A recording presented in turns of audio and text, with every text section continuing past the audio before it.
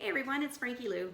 I'm coming to you today from the kitchen at the Gather Homestead, where I'm busy processing rhubarb. I'm taking a little bit of a break from working in the garden because it's hot out there. So it's a good time to be in my cooler kitchen chopping stuff up and preparing it, especially since I'm not going to be firing up the hot water canner. Not today. I'm actually doing different kinds of processing that don't involve that, okay? And one of those ways is drying rhubarb. Okay, so you maybe haven't heard of that before, or if you have, great. I might be able to show you some ways that you hadn't thought of using it before though. Why would you want to dry rhubarb? Well, it is a very, very cost-effective, easy, not a lot of funny equipment needed way to process tons of rhubarb and keep it so that you can use it. And you might not have room in your freezer. You might not have room for shelves and shelves and shelves of cans. So this is one way you can use it as well.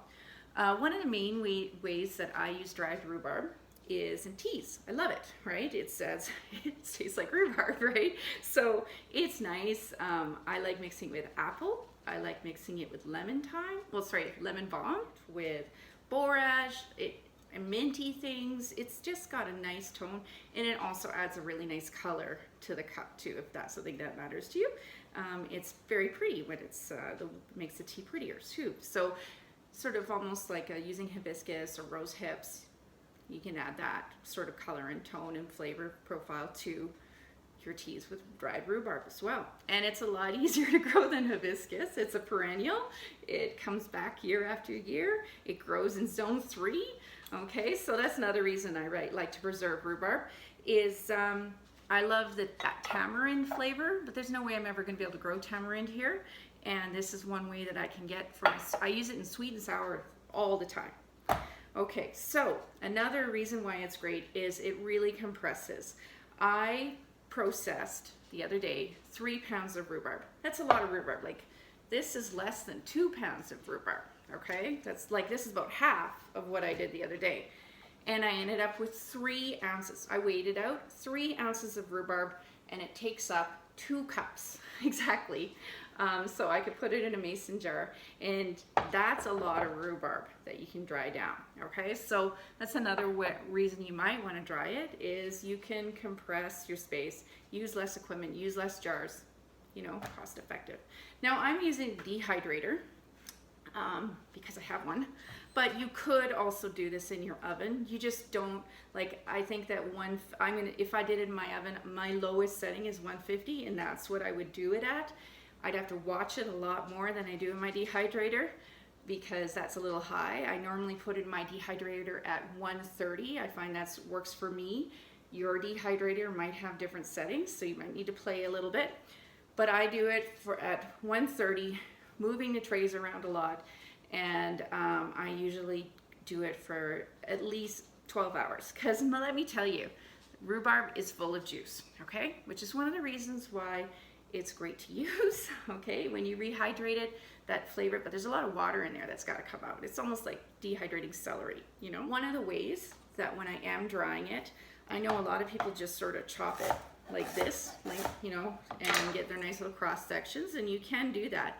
But in order to assist the drying process, I like to take my rhubarb stalks and cut them lengthwise first to expose the middle, and then I chop it, okay? I just find that I get in a lot quicker of a dehydration that way and a more even dehydration around.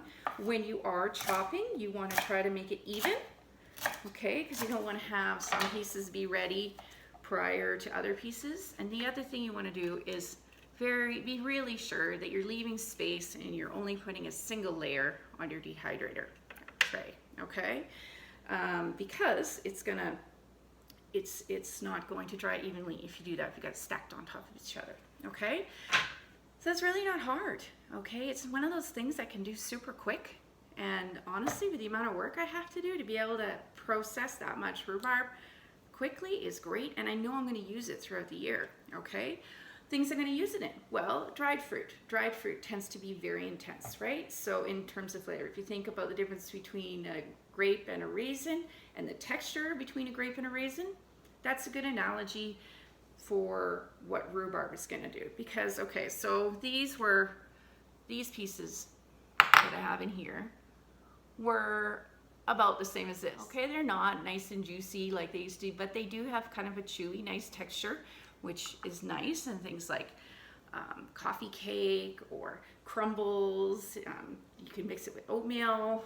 Like, can you imagine if you have that, if you do steel cut, you could leave it overnight and get that nice gooey, yummy, tangy flavor. So don't throw this liquid away, because this liquid is so intense. Like, the flavor in here is amazing. Okay, so sometimes I'll just rehydrate some and just use the liquid wherever I want to have sweet and sour sauce. Right? Like I said, I don't grow tamarind. I grow rhubarb, and I find ways to use my rhubarb to give me that sweet and sour flavor. I'm probably going to be making some sweet and sour sauce for some pork chops tonight, because rhubarb is perfect for that. Okay, so that's drying. That's one of the ways I'm preserving my rhubarb right now. I will be doing some canning later this week, and I'll post videos about that as well. Another fun one I'm doing, because it's, once again, not a lot of work and it's fun to consume, is rhubarb liqueur. It takes a little time, but the prep is nothing.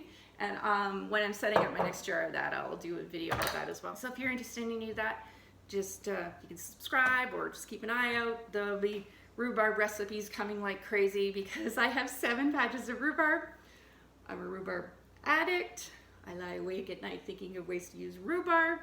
If you want to see a recipe using rhubarb and you have an idea but you don't want to do it, I probably would be interested in doing it. So let me know. Okay? If you're like, hey, have you ever? If I haven't done it, I'm probably willing to try it. So let me know, and I can post a video about that if you're interested. All right, so I hope that was helpful. I hope you'll give it a try. Let me know, as I said, anything you want to see here. And I hope you'll take today's chance to grow together. Have a good one.